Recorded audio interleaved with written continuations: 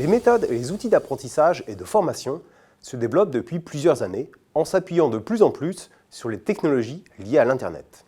Les modes de formation classiques, en présentiel, qui reposent sur un transfert de connaissances vertical, du sachant vers l'apprenant, laissent peu à peu leur place à des formations plus horizontales, davantage interactives, en e-learning, mais aussi reposant de plus en plus sur l'intelligence artificielle. À contre-courant de ces pratiques pédagogiques, se développent des méthodes d'apprentissage faisant appel davantage au réel en situation. Parmi celles-ci, la méthode Lego Serious Play nous paraît particulièrement intéressante.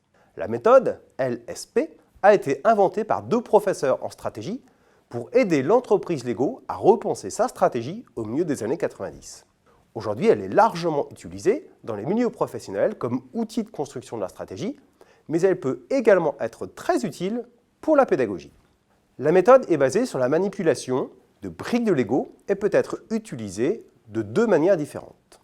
En premier lieu, les Lego peuvent être utilisés dans des enseignements dits techniques comme la mécanique ou encore la programmation informatique. Ces Lego permettent la validation empirique des enseignements techniques et peuvent être utiles pour apprendre à concevoir un robot par exemple. En second lieu, les briques peuvent être utilisées non pas pour construire des prototypes, mais comme outils d'intermédiation, permettant d'exprimer, de véhiculer des idées, des messages, des concepts, des connaissances. On ne manipule pas les briques pour designer quelque chose, mais pour projeter et exprimer des idées. On peut dans ce cadre imaginer de nombreuses situations pédagogiques dans lesquelles utiliser la méthode.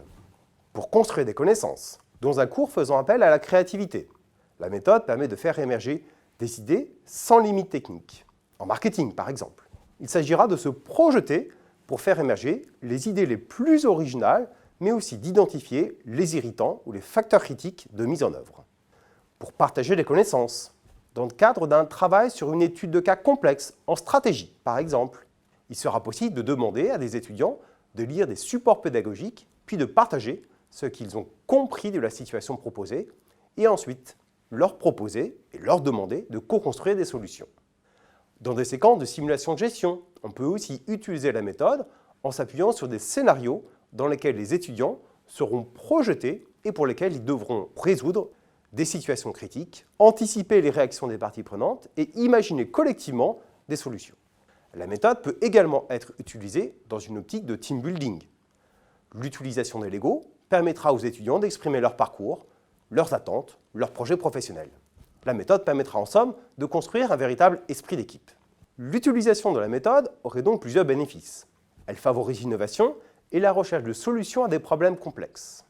Jouer avec le Lego permet d'exprimer une inventivité et améliore la créativité. L'aspect ludique inspire la facilité et permet de lever un certain nombre de freins ou de peurs liés à l'échec. Il favorise également le travail en équipe ainsi que la construction d'un groupe. L'utilisation de la méthode nécessite néanmoins deux points d'attention. Tout d'abord, précisons que la méthode est protégée juridiquement par l'entreprise Lego. Par ailleurs, l'utilisation de la méthode ne peut pas s'improviser.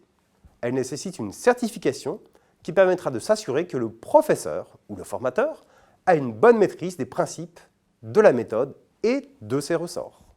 Comme dans beaucoup de domaines, c'est bien parce qu'on maîtrise un cadre que l'on peut plus facilement innover et décadrer.